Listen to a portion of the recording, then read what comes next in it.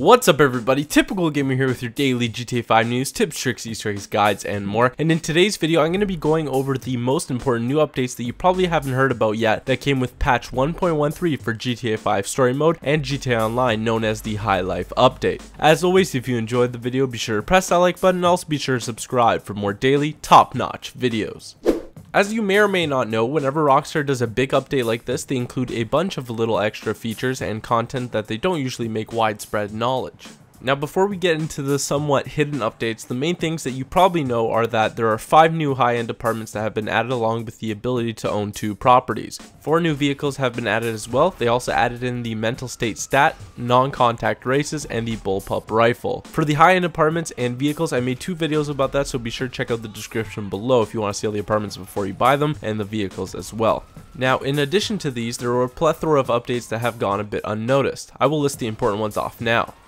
On the Legendary Motorsport website, they added the open-top variant of the Bravado Banshee. They also added the following vehicles to Southern San Andreas Super Autos that you can now buy: the Vega Dominator, the Ocelot F620, the Shyster Fusillade, Maibatsu Penumbra, Ubermash Sentinel XS, Ubermash Sentinel, and the Invitero Coquette.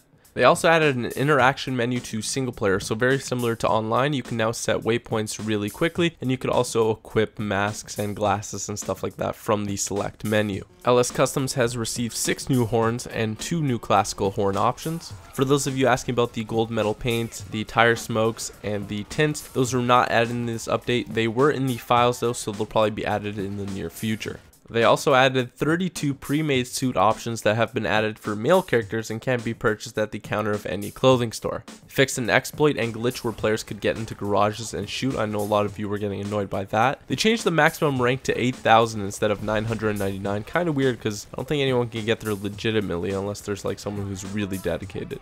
Now this is one that probably some of you won't like. They implemented multiple nerfs to the ever so popular Rooftop Rumble mission, including the NPCs having higher accuracy, more enemies now spawn approximately 2 waves as you attack the garage. After every agent on foot and the first wave is killed, the mission will progress in 30 seconds or after the second wave is killed, and now the document spawns on an agent in a car once the mission progresses. I've heard from people who played it who said it's still pretty easy, but if you're having trouble with that, you could just do the coveted playlist, which is in my money guide, which I'll put at the end of the video and in the description as well.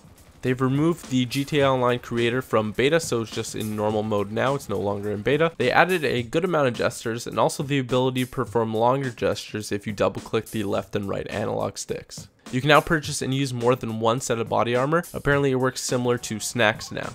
You will no longer receive reminder phone calls about abilities if you used them before, like Lester, hiding, police, and stuff like that. Players now spawn closer to the road when they die in the military base. I know a lot of you who play around there. Be excited to hear about that. This one's also pretty interesting. They added new functionality to allow apartment owners to remove all players from their apartment or move them to their garage. Finally, they fixed an issue where players could steal or duplicate vehicles.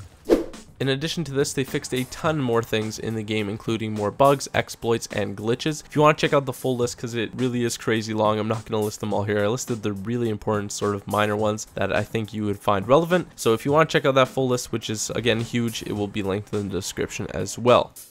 So guys, that's it for today's video. What I want to know is what non-major update was your favorite? Be sure to leave a comment below as I read them all and respond to as many as I can. As always, I want to thank you for watching the video. If you did enjoy it and want to see more videos like this one and more High Life Update videos, be sure to press that like button and also be sure to subscribe. Also, if you'd like, you could check out my Twitter, Facebook, and Instagram in the description below. Be sure to follow and like those. I post a bunch of interesting stuff that I know you'll enjoy, so definitely go check them out. I'll be posting 1 or 2 more videos today and a lot tomorrow, so be sure to stay tuned. Thanks for watching. I hope you have an awesome day, and peace out.